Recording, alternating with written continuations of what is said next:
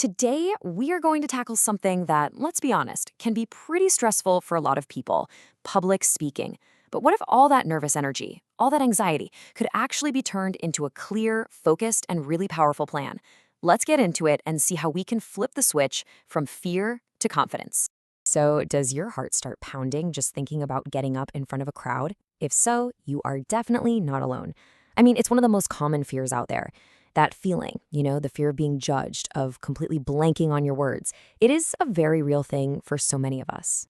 But what if that nervous energy isn't something we have to be afraid of? What if it's actually fuel that we can harness? Seriously, what if we could change our entire perspective on what public speaking even is?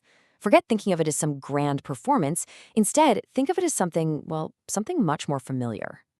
And here it is. This is the big idea that can change everything for you. Public speaking is just an enlarged conversation. That's it. It's not some one-way speech you're giving at people. It's an exchange. It actually uses the exact same skills you use every single day when you're talking with friends, family, or coworkers. Just this simple shift in thinking is the key to a whole new approach. Okay, so how do we get really good at this enlarged conversation? Well, here's our roadmap. First, we're going to demystify what public speaking is really all about. Then we'll talk about finding your foundation, picking a topic. After that, we'll define your destination or your purpose. Then we'll figure out how to connect with your crowd. And finally, we'll put the whole thing together into a blueprint for making a real impact. All right, let's jump into part 1, public speaking demystified. And the subtitle here says it all. It's about connection, not perfection. The goal isn't to be some flawless, perfect robot up there. The real goal is to connect with your audience. And honestly, that's a much more meaningful and achievable thing to aim for.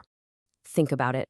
Whether you're just chatting with a friend or giving a big presentation, you're basically using the same skills. In any good conversation, right? You're already considering the other person's perspective, you're adapting your tone, and you're trying to organize your thoughts so you're clear. Public speaking just asks you to do all that on a slightly larger scale. You've already got the skills. So now that we've got the right mindset, let's get practical. Section 2 is all about finding your foundation. Because every truly great speech starts with a really solid core message, and that all begins with picking the right topic in the first place. First things first, pick something you're actually interested in. Your passion is going to be contagious, trust me. Then you've got to think about the context. Is this topic right for this specific occasion and for this specific audience?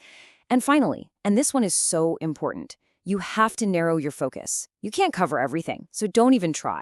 And this right here is a perfect example of how to do that. A huge topic like the environment it's overwhelming. But a tool like a mind map helps you break it down into smaller, way more manageable ideas. You can see how you'd go from something massive like the environment to water, then maybe to water pollution, and finally land on a really specific, focused speech about the effects of pollution on fish in local rivers. See? That's a conversation you can actually have. Okay, you've got your focus topic. Now it's time for section 3, defining your destination. This is all about getting crystal clear on your goal. Before you write a single word, you have to ask yourself, what exactly is the point of this speech? What do I want my audience to walk away with? And speaking of that, here's a quick question for you. When you think about it, what are the main reasons we give a speech? There are really 3 general purposes. Any ideas what they are? And there they are: to inform, to persuade, or to entertain. That's pretty much it. Your goal might be to teach your audience something new, or maybe you want to change their minds about something, or maybe you just want to make them laugh. Every speech, big or small, falls into one of these buckets. Now, this table is super helpful because it really shows the difference between a general purpose and a specific one. For example, your general purpose might be to inform. Okay, fine.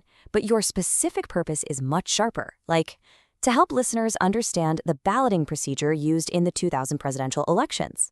That specific goal gives you a clear target to aim for. So your specific purpose then gets boiled down even further into what we call a thesis statement. This is the anchor for your entire speech. It's that one big idea, that single sentence that you want everyone to remember. It's got to be short, precise, and really easy to recall. Let's look at an example to make this super clear. A thesis like vegetarianism is a way of life is, well, it's pretty ineffective. It's just too vague. But what about vegetarian diets are healthful and delicious? Now that is an effective thesis. It gives you a clear, arguable point that you can build your whole speech around. It tells your audience exactly where this conversation is going. So you've got a topic and a thesis. You're almost there. Now it is time for the crucial step, connecting with your crowd. A speech doesn't just happen in a vacuum, right? It's for a specific group of people, and understanding them is absolutely essential if you want your message to land. One way to start understanding your audience is with what's called demographic analysis. Now, this is not about stereotyping. It's really about understanding some general features so you can adapt your message. For example, knowing the general age range helps you make better connections and choose examples or sources that they'll actually find credible. But you also need to go a level deeper with a situational analysis. This is way more specific. What do they already know about your topic? What are their attitudes? What do they expect from this particular event? Answering these questions helps you tailor your conversation so it can be as effective as humanly possible. And that brings us to our final section, your blueprint for impact. This is where we put all those pieces together. The payoff for all this planning, it's a speech that feels clear, confident, and one that genuinely connects with the people listening. And here it is, the 5-step blueprint. Just look at how logical this is. You start broad, maybe with education. You narrow it down to continuing education. You define your purpose, to persuade. You get really specific, to motivate listeners to take courses after graduating.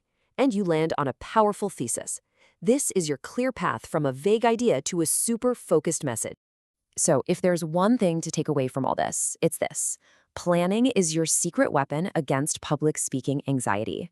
It takes all that chaotic, nervous energy and transforms it into a clear, structured message that actually connects with people and gets the job done. So, by thinking of public speaking as just an enlarged conversation, and by following this blueprint, you're not just preparing a speech, you're preparing to connect. So the only question left is, what conversation are you ready to start?